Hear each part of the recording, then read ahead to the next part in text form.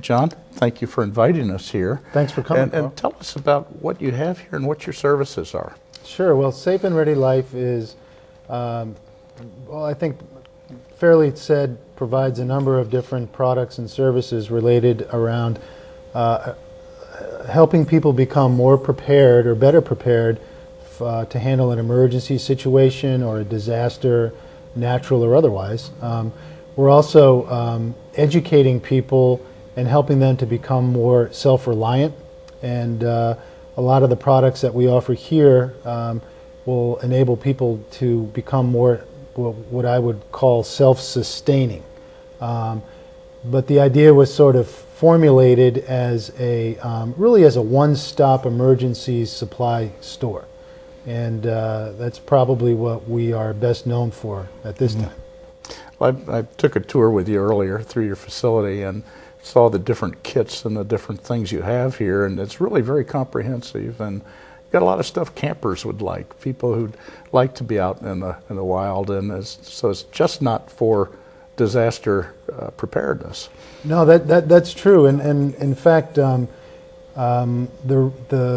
main reason for my putting the store together is because I lived in Miami when Hurricane Andrew hit, and in my efforts to prepare for that natural disaster, when I sat down and put together a list of things that I thought that I would need to survive through and after the storm, I realized that I literally had to go to 11 or 12 different stores, a grocery store, a drug store, an electronics store, camping stores, outfitters, because a lot of the things that you need to thrive and survive in a emergency situation are things that you might do well to have, because you might find yourself outdoors, you might find yourself out of your home, you might find yourself having or been evacuated with no readily available shelter. So at the store you'll find a lot of products that comprise a lot of different areas of commerce, and for example, camping is one of them. If you think about what you need to survive outdoors, you think about things that'll keep you dry, things that'll keep you warm, things that'll keep you protected. You might need the ability to build a fire, and all of those things we have products for here. We have sleeping bags, we have emergency bivvies, we have fire starters, we have numerous ways of here available products to create fire and to keep you flashlights, radios that don't require batteries, right? Things like that. Yeah, exactly. If you are in a situation without electricity, we have everything that you would need to survive inside or outside. You mentioned flashlights. We have a lot of flashlights here that don't require any batteries, because batteries don't always work. Oftentimes you can't find them when you need them. And if you need something more powerful, we sell portable generators. We sell larger battery packs that can run off the energy from a cigarette lighter in your car or truck. We've tried to be very comprehensive. This is a project that has basically been or has been thought about for many years, and a lot of research has gone into it. And I think that people will find exactly what they're looking for in one location here. I notice you have the Go kits already prepared here that people can buy. Yes, we do. We offer a variety of Go kits for people and their families at home. We have kits to take to the office. We have kits that your children can take to school, children of all ages. We have kits you can throw into the back of your car, in the event that you find yourself stranded, like those unfortunate people a couple of weeks ago on Lakeshore Drive in Chicago. Yeah.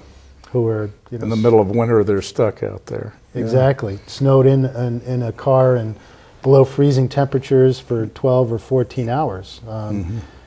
And these kits, our kits, are designed to help people get through that type of experience. I was on active duty with the Air Force at the time Katrina hit, and that first 72 hours is so critical, because at that time nobody can get to you. You're basically there as a small community trying to survive until you get help from the state and the federal government. But it's going to take that 72 hours to get there, and that's really what we saw with New Orleans as compared to some of the other communities. That first 72 hours they did not do as well as they could have, and that's where being self-sufficient is so important. Absolutely, and that 72-hour rule, really has been proven absolutely correct time and time again. You were you were there during Hurricane Katrina. When I lived in Miami when Hurricane Andrew hit, it was the same thing. There, as an example, nobody from the outside could get into the neighborhoods in Miami for 72 hours, 3 days, because the roads were impassable. They were either under tons of debris or trees.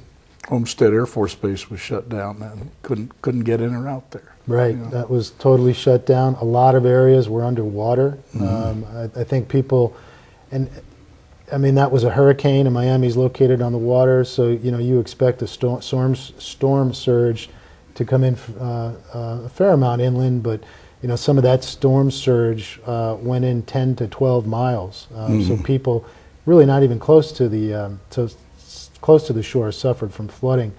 And flooding, frankly, whether it's a hurricane or a storm, is one of our, one of the biggest risks that we, particularly as people and as homeowners, face, because flooding can occur very easily, particularly in the springtime and in this part of the country. During some sort of a disaster, natural or otherwise, there are businesses out there that just have to keep operating. Have you had some experience with some companies that have put together packages for their employees? Yeah, that's a very good point, Carl. As a small business owner myself, I know that being shut down due to a storm, a lack of electricity, or something else, even for a day, can be really devastating. And one of the critical components to not being shut down is making sure that that your employees can get to the office and get to work. And so I've been working with various insurance companies around town in their business continuity departments, getting their clients to focus on offering their employees some of our products and services as a way of allowing those employees to become better prepared at home, so that that's a good point. Your first responders not only have to take care of themselves, they have families they have to take care of also. Right, and in my experience, when a disaster or some other emergency strikes, our first natural human instinct is to take care of ourselves and our families. And if you are prepared for these, then we feel that you'll be better suited to be willing and able to leave your family knowing that you have prepared, knowing that they are in a safe place, knowing that you've taken care of your family responsibility first and foremost. Then be willing to come and do the job that you are paid to do. And by preparing ahead of time, we're helping companies with their business continuity processes. The whole thing is just to keep the entire community flowing in a positive direction, even though we're in some sort of a situation we'd rather not be in, but keep it moving forward. Exactly, so. And as you know, in a stressful situation, every little thing that you can do in a positive way, step by step, will help reduce stress and build confidence and return your life to normalcy faster. And that's kind of what we're all about here. Okay. Is well, we don't want everybody get paranoid out there that disaster's imminent or anything. That's not the purpose here. But and we don't think about this happening to us.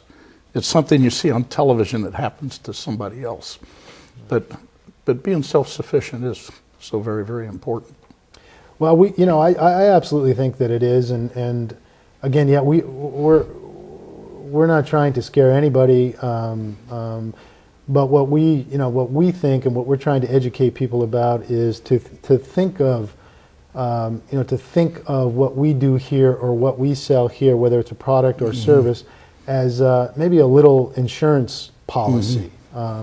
Or as somebody said to me, and I think it's makes a lot of sense. You don't buy Band-Aids, expecting to get cut. You buy Band-Aids in case something happens, and that's what we're really trying to do here is to help people think about some of these issues, help them to get back to being, what this country was so terrific at, which is becoming more self-reliant and self-sustaining, and doing a little bit more for themselves, perhaps, because there's only so much that other people can do for you. And as you pointed out, those first few hours after an emergency or a disaster are really critical, and those are the hours that it's toughest for outsiders to come in to help.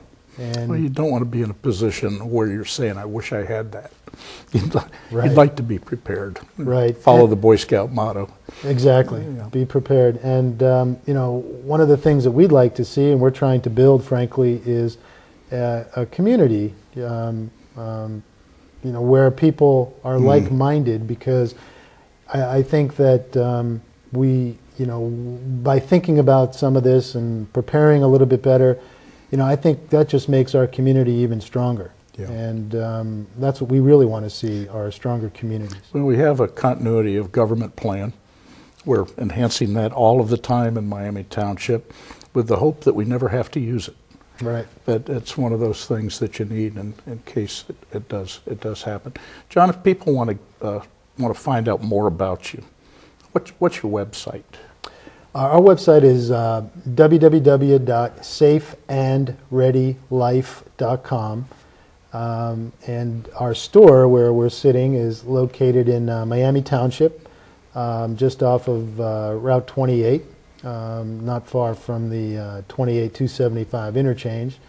And we'd love to have people come in. I think once they've gone to the website, they'll see that there are a lot of products that maybe they're not familiar with or aren't sure how they might work.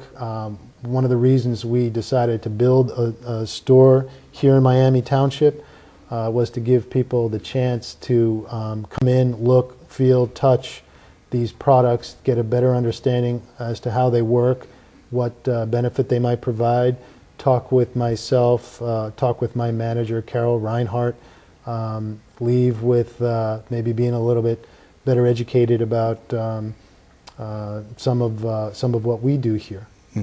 Your phone number is what? 831-SAFE, which is 831-7233. Okay. Well, John, thank you very much for inviting us. I certainly enjoyed the tour, walking through and seeing what you have here. I know you're expanding it all the time, and it's an interesting place to come and visit and just walk through. And your brand new business here, we're glad you're here.